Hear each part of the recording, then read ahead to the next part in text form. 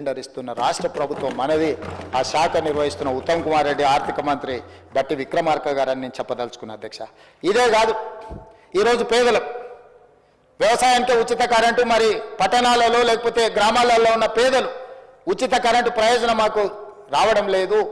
మీరు చూడాలి అని అంటే ప్రతి పేదవాడి ఇంటికి 200 యూనిట్ల వరకు ఉచితంగా కరెంటు ఇవ్వాలి అని చెప్పి ఈరోజు 50 లక్షల కుటుంబాలకు ఈరోజు 200 యూనిట్లు ఉచిత కరెంటు ఇవ్వడం ద్వారా ప్రతి పేదవాడి ఇళ్లల్లో వెలుగులు అందిస్తూ దాదాపుగా 1775 కోట్ల రూపాయలు గృహజ్యోతి పథకం ద్వారా ఈ ఉచిత పథకాన్ని ఈరోజు పేదలకు అందుబాటులోకి తీసుకొచ్చి ఆడబిడ్డల కళ్ళల్లో వెలుగులు చూస్తున్నాం అధ్యక్ష.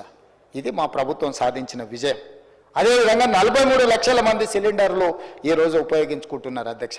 ఇదే కాదు, గ్రామీణ ప్రాంతాల్లో ఇప్పటి దగ్గర విద్య గురించి మాట్లాడిన వాటి గురించి మళ్ళీ వాళ్ళు ఉన్నప్పుడు చెప్తాను అధ్యక్ష. ఒక మాట చెప్పదలుచుకుంది, గ్రామీణ ప్రాంతాలలో, తండాలలో, గూడాలలో, మారుమూల పల్లెల్లో డే స్కూల్స్ కావచ్చు, రెసిడెన్షియల్ స్కూల్స్ కావచ్చు, 29,000 పైచిలకు స్కూల్స్ ఉన్నాయి అధ్యక్ష. దాదాపు 5,000 పైచిలకు స్కూళ్ళు, సింగిల్ టీచర్ స్కూల్స్ ఆనాడు తండాలలో, గూడాలలో వాళ్ళు మూసేసారు అధ్యక్ష. ఆ స్కూళ్ళు మూసేస్తే ఆ స్కూళ్లను ఎవరికో కాంట్రాక్టర్లు అక్కడ పనులు చేస్తుంటే ఆ స్కూళ్ళ నిర్వహణ సరిగ్గా లేకపోవడం వల్ల మహిళా సంఘాలకు, ఆడబిడ్డలకు అమ్మ ఆదర్శ పాఠశాల పేరు మీద ఆ స్కూళ్ళ రిపేర్సు, రినోవేషను, మెయింటెనెన్స్ మొత్తం ఆడబిడ్డలకు ఇచ్చి స్కూల్లో టీచర్లకు అక్కడ ఊడ్చేదానికి అటెండర్లు లేకపోతే ఆ డబ్బులు కూడా ఆడబిడ్డలకి ఇచ్చి ఈరోజు పాఠశాల నిర్వహణ ఆడబిడ్డలకు ఇచ్చినాం అధ్యక్ష. ఇదే కాదు అధ్యక్ష, రెసిడెన్షియల్ స్కూల్స్లలో దాదాపుగా 65 లక్షల మంది స్టూడెంట్స్కి బట్టలు ప్రభుత్వం ఇచ్చే 2 జతలు గతంలో కంపెనీలకు అమ్ముకొని కుట్టుగూళ్ళల్లో కూడా కమిషన్లు గత ప్రభుత్వం తీసుకుంటే గతంలో 25 రూపాయలు జతకు ఉంటే కుట్టకూళ్ళు ఈ మొత్తం బట్టలు కుట్టే మొత్తం కాంట్రాక్టును స్వయం సహాయక సంఘాలైన మహిళా సంఘాలకు ఇచ్చి 1,30,00,000 డ్రెస్సులు 75 రూపాయలు ఒక్క జత కుట్టడానికి కుట్టుగూళ్ళు ఇచ్చి ఆడబిడ్డలను ఆర్థికంగా బలోపేతం చేయడానికి ఆడబిడ్డలకు బదిలీ చేసిన చరిత్ర కాంగ్రెస్ పార్టీ అధ్యక్ష.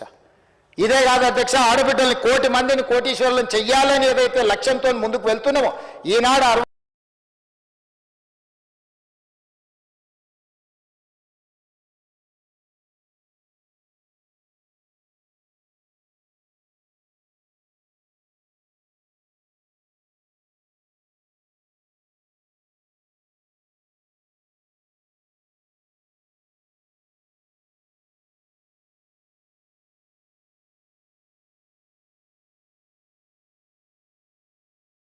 వచ్చేటట్టుగా చేసి వాళ్ళని లక్షాధికారులు, కోటీశ్వర్లు చేయడానికి 1000 ఆర్టీసీ బస్సులు ఆడబిడ్డలకు ఇచ్చినాం అధ్యక్ష.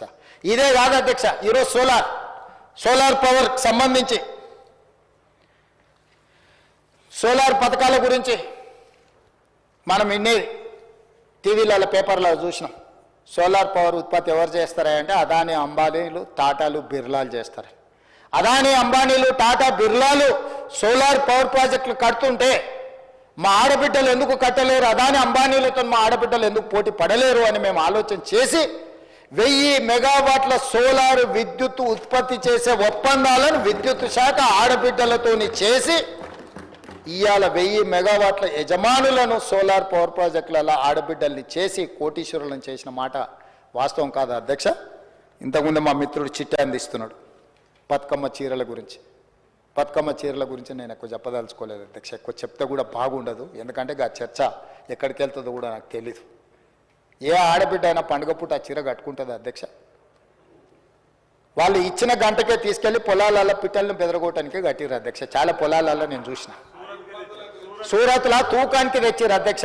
6.5 మీటర్లు చీర ఉంటే 1/2 మీటర్ దండి కొట్టి 6 మీటర్లు చేసి అందులో కూడా కోతలో, తూకంలో దండి కొట్టి కమిషన్లు మింగి బతుకమ్మ చీరల పేరు మీదుగా దోపిడీకి పాల్పడితే వస్తేనే బతుకమ్మ చీరల్ని రద్దు చేసి 65 లక్షల మంది స్వయం సహాయక సంఘాలకు 1 చీర కాదు 2 చీరలు, మంచి చీరలు, కట్టుకునే చీరలు ఉండాలని చేనేత కార్మికులకు కాంట్రాక్ట్ ఇచ్చి పండుగ పూట సారే సీర మన ఇంటికి ఆడబిడ్డ వస్తే ఎట్లా పెడతామో అంత మంచి చీరల్ని ఈరోజు ఆడబిడ్డలకు ఇచ్చి మీ సోదరుడు ఉన్నాడు ఈ రాష్ట్ర ముఖ్యమంత్రిగా, మీ ప్రభుత్వం ఉన్నది, మీరు పండుగ పూట కట్టుకునే చీరలు అని చెప్పి ప్రతి ఆడబిడ్డకు 2 చీరలు, 2 జతల బట్టలు ప్రతి సంవత్సరం ఇవ్వడానికి 1,30,00,000 చీరలు చేనేత కార్మికులకు ఆర్డర్ ఇచ్చి ఆడబిడ్డల ఆత్మగౌరవం మన ప్రభుత్వం నిలబెట్టింది అధ్యక్ష. ఇది మాకు ఆడబిడ్డల పట్ల ఉన్న చిత్తశుద్ధి, నమ్మకము.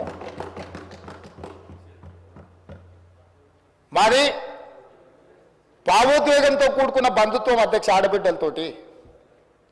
ఆడబిడ్డలు ఆనాడు ఇందిరమ్మను అమ్మ అన్నారు, ఆ తర్వాత ఎన్టీఆర్ను అన్న అన్నారు. ఈ రోజు నన్ను రేవంత్ అన్న అని పిలుస్తుండే, అది నాకు సంతోషం అధ్యక్ష. ఒక ఆడబిడ్డ నేను వెళ్తూ ఉంటే మీరు చూసి ఉండొచ్చు, ఒక హాస్పిటల్ వెళ్ళి నేను ఎవరినో కాదు చంద్రశేఖరరావుని పరామర్శించి నేను దిగిపోతుంటే వెనకాల నుంచి రేవంత్ అన్న అని పిలిస్తే వెనకెళ్ళి ఆ ఆడబిడ్డను ఆదుకున్న అధ్యక్ష. నాకు అది సంతోషం. జీవితంలో ఏం కావాలి అధ్యక్ష? వేములవాడ టెంపుల్ గురించి శ్రీనివాస్ చెప్తున్నాడు. అక్కడైనా ఈరోజు ఒక అనుబంధంతో, ఒక బంధంతో, ఒక భావోద్వేగంతో తెలంగాణను అభివృద్ధి పదం వైపు నడిపించాలని మేము ప్రయత్నం చేస్తున్నాం అధ్యక్ష. ఆ ప్రయత్నంలో భాగంగానే గవర్నర్ గారు 4 మంచి మాటలు చెప్పిండు అధ్యక్ష. సాంప్రదాయాలను వారు గౌరవించినప్పుడు ఆ సాంప్రదాయాన్ని నిలబెట్టుకునే సంస్కృతి తెలంగాణ ప్రతినిధులమని చెప్పుకునే ఆ పార్టీకి, ఆ నాయకత్వానికి లేదా అధ్యక్ష? ఈ రకంగా ఇట్లా వ్యవహరిస్తే ఇది తెలంగాణకి మేలు చేస్తుందా? ఈ తెలంగాణ సమాజం వీటిని గమనిస్తలేరు అని అనుకుంటున్నారా అధ్యక్ష? వీళ్ళందరూ నేను అడుగుతున్నా అధ్యక్ష. అధ్యక్ష, ఈరోజు ఈ తెలంగాణ ఉద్యమంలో మహిళలు లేరా అధ్యక్ష? వీరనారుల స్ఫూర్తి లేదా? చాకల ఐలమ్మ స్ఫూర్తి లేదా? సమ్మక్క సారలమ్మ స్ఫూర్తి లేదా? రాణి రుద్రమ్మ స్ఫూర్తి లేదా? ఈ తెలంగాణ ప్రాంతానికి ఆడబిడ్డలు నాయకత్వం వహించలేదా? ఒక్క మహిళా కళాశాల ఉంటే దాన్ని గాలికి వదిలేస్తే, యూనివర్సిటీ స్టేటస్ ఇవ్వకుండా పార్టీ సొంత నాయకులకు యూనివర్సిటీలు ఇచ్చుకున్నారు, కానీ మహిళలకు యూనివర్సిటీ జీవో ఇచ్చి దాన్ని బిల్లు చేయకుండా, చట్టం చేయకుండా వదిలేస్తే, నా దగ్గర ఉన్న విద్యాశాఖ మిత్రులందరిని అడిగి క్యాబినెట్లు ఆమోదించి యూనివర్సిటీ స్టేటస్ ఇవ్వడమే కాకుండా వీరనారి చాకలి ఐలమ్మ పేరు పెట్టి దానికి అవసరమైన 550 కోట్ల రూపాయల నిధులు ఇచ్చి మహిళా దినోత్సవం రోజు ఆడబిడ్డలకు అంకితం చేసిన మాట నిజం కాదా అధ్యక్ష? ఇది మా చిత్తశుద్ధికి మారుపేరు కాదా? ఆడబిడ్డలు చదువుకుంటే బాగుపడతారు, చదువుకోవాలి.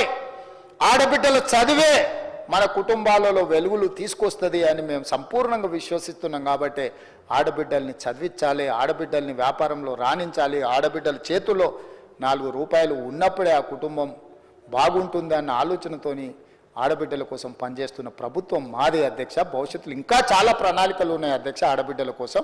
భవిష్యత్తులో చెప్తాం అధ్యక్ష మా ఆర్థిక మంత్రి గారి అనుమతితోటి. అదేవిధంగా అధ్యక్ష యువత, తెలంగాణ ఉద్యమంలో ముందు భాగాన నిలబడ్డది యువకులు కాదు అధ్యక్ష. విద్యార్థులు, నిరుద్యోగ యువకులు లక్షలాది మంది తెలంగాణ ఉద్యమంలో పాల్గొనలేదు అధ్యక్ష. ఒకనాడు పాల్వంచలో ఒక బంట్రోతు ఉద్యోగం కోసం మొదలైన 69 తెలంగాణ మొదటి ఉద్యమం, ఈనాడు తెలంగాణ రాష్ట్రాన్ని సాధించడం జరిగిన ఉద్యమం యువకుల ఉద్యమం, నిరుద్యోగ ఉద్యమం, ఉద్యోగ సాధనలో జరిగిన పోరాటాలు అమరులు అధ్యక్ష. ఉస్మానియా కాకతీయ యూనివర్సిటీలో విద్యార్థుల ఆకాశంలో తారలై వీరులై నేల కొరిగింది తెలంగాణ రాష్ట్రాన్ని ఉద్యోగ సమస్యల మీద కాదా అని నేను అడుగుతున్నా అధ్యక్ష. ఓ శ్రీకాంతాచారి, ఓ ఈశాన్ రెడ్డి, ఓ వేణుగోపాల్ రెడ్డి, ఓ కానిస్టేబుల్ కిష్టయ్య నేల కొరిగింది, రక్తం చిందించింది ఈ నిరుద్యోగ సమస్య కోసం కాదా అధ్యక్ష? ఈ సమస్యలను పరిష్కరించడం కోసమే కదా వాళ్ళు ప్రాణాలు అర్పించింది, మనకు ఆదర్శంగా నిలబడ్డది అధ్యక్ష.